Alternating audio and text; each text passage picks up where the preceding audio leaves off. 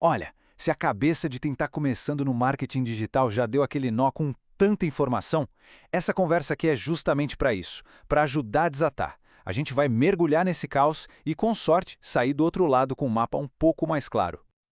Então, vamos lá. O lance hoje não é a falta de informação. Muito pelo contrário. O problema é o excesso. E o mais doido é que essa avalanche de dicas, de conselhos que a gente vê todo santo dia, acaba sendo justamente o que mais trava na hora de dar o primeiro passo. A cena é bem familiar, né? Um dia aparece um especialista e fala: o único jeito de começar é com produto caro.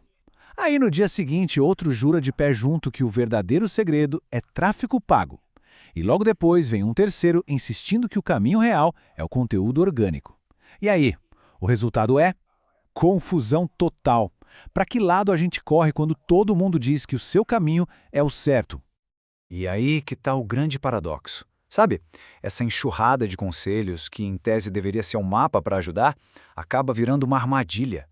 É isso que paralisa. A gente simplesmente congela, fica preso na indecisão, morrendo de medo de escolher o caminho errado. Ok, então como é que a gente sai dessa paralisia? Bom, o primeiro pilar para navegar nisso tudo é o que a gente pode chamar de o farol. E a ideia é bem simples, na verdade. É definir para onde se quer ir antes de sair navegando. É ter um objetivo tão, mas tão claro que ele funcione como um farol mesmo, iluminando todas as decisões que vêm pela frente. Isso nos obriga a fazer aquela pergunta que, olha, quase todo mundo pula. Afinal, o que sucesso significa de verdade? Não a definição que a gente vê por aí, mas a definição pessoal, a de cada um. A grande verdade é que a maioria entra no mundo digital tentando viver o sonho de outra pessoa. Porque, no fundo, existem dois grandes sonhos competindo pela nossa atenção. De um lado, tem aquele sonho de outdoor, sabe? Aquele que grita na internet, a Ferrari na garagem, o Rolex no pulso, a vida de ostentação.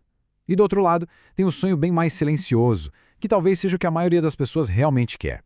Um negócio que traga paz, que pague as contas com folga e o mais importante de tudo, que devolva o tempo para a gente viver. E, vamos ser sinceros aqui, para a imensa maioria das pessoas, o sonho de verdade se parece muito mais com isso aí, R$ 8.000 por mês. Para muita gente, isso já é a definição de uma vida tranquila, de liberdade. Então, por que essa obsessão toda com a Ferrari se o objetivo real é, bem, outro? É que ter um número assim palpável torna o suficiente uma coisa real. E é assim que a gente fecha o primeiro pilar. Ter esse objetivo claro, isso é a permissão que a gente se dá para falar: chega. Chega de consumir conteúdo sem parar 24 horas por dia, é hora de fechar umas abas do navegador e finalmente começar a fazer alguma coisa.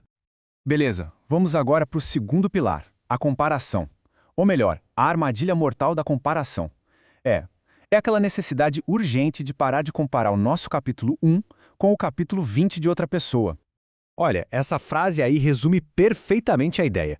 Comparar o comecinho de uma jornada, cheio de teste, cheio de erro, com alguém que já está na estrada há 15 anos, simplesmente não é justo. Não faz sentido. É uma receita certinha para frustração. É só pensar na internet como se fosse um grande palco. O que a gente vê, só o ato final, o sucesso, os aplausos. O que fica escondido nos bastidores é todo o resto. Os anos de estudo, os fracassos que custaram caro, o caminho longo para construir uma audiência, o dinheiro que foi investido, tudo isso. Essa é a jornada invisível que ninguém posta no feed. Então, qual é a saída? É olhar para dentro. A única comparação que realmente importa é com o nosso próprio eu de ontem. Houve um pequeno progresso hoje em relação a ontem, um passinho foi dado, é esse o único termômetro que interessa. E com isso, a gente chega no terceiro pilar, escolher um caminho. Só um. Porque, pensa bem, é que nem na cozinha. Se a gente misturar 5 receitas de bolo diferentes, o que sai? Com certeza não é uma obra-prima, sai uma bagunça completa. Isso só é familiar para alguém? A pessoa pega o funil do especialista A, aí usa as técnicas de escrita da especialista B, as dicas de anúncio do especialista C. O que acontece? Vira uma colcha de retalhos, um Frankenstein que não tem como funcionar, porque as peças simplesmente não se encaixam. Depois de ver toda essa confusão, a solução pode até parecer simples demais, mas acredite, ela é poderosa. Escolha o método. Um único mentor ou filosofia. E aí vem a parte mais difícil de todas. Ir até o fim com essa escolha. Dar tempo ao tempo, para a estratégia realmente ter chance de funcionar. Dá para pensar da seguinte forma. Um especialista é alguém que cava um poço bem fundo, num lugar só, até encontrar ouro. Já o camaleão, bom, ele vive mudando de cor, pulando de galho em galho, se adaptando a tudo, mas sem nunca se aprofundar em nada.